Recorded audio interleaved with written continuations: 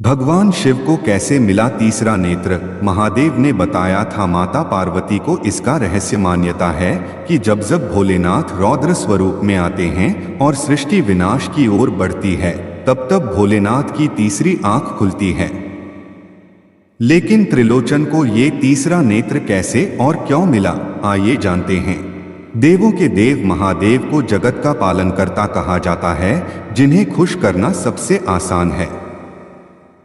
जो भी भक्त भोलेनाथ की सच्चे दिल से आराधना करता है, शिव शंकर उसी के हो जाते हैं। महादेव दयालु हैं, करुणा से भरे हैं।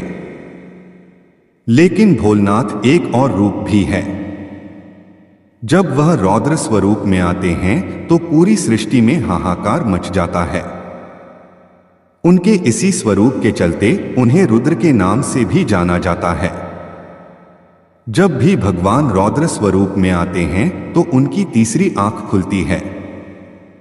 लेकिन क्या आपको इस तीसरी आंख का रहस्य पता है?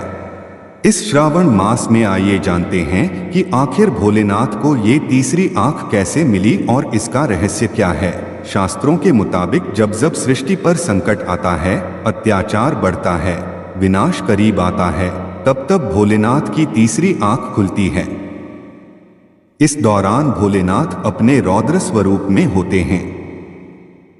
भोलेनाथ की ये तीसरी आंख उनके दोनों भौहों के बीच में ललाट पर नजर आती है, जिसकी वजह से वह त्रिनेत्रधारी और त्रिलोचन के नाम से भी जाने जाते हैं।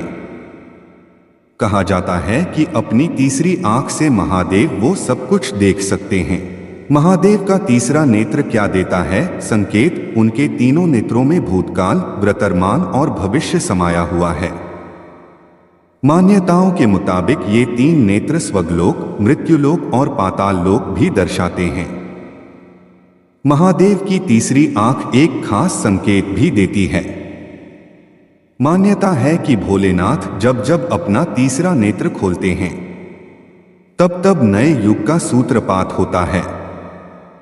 आइए जानते हैं महादेव को तीसरी आंख कैसे मिली और सबसे पहले उन्होंने इसे कब खोला था।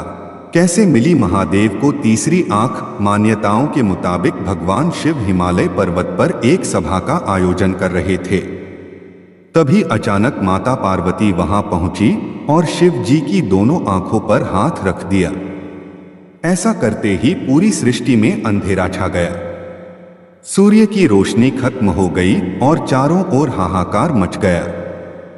जीव जंतु इधर उधर भागने लगे। सृष्टि तेजी से विनाश की ओर जा रही थी। धरती के पालनकर्ता भोलेनाथ ये दशा देखी नहीं गई और उनके ललाट पर ज्योतिपुंज प्रकट हुआ। इस ज्योतिपुंज के खुलते ही पूरी धरती में फिर से रोशनी हो गई और सब कुछ पहले की तरह सामान्य हो गया। इसी ज्योतिपुंज को महादेव की तीसरा नेत्र कहा गया।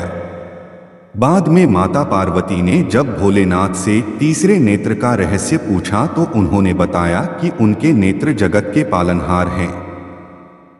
ऐसे में अगर वह तीसरा नेत्र ना प्रकट करते तो सृष्टि का विनाश तय था।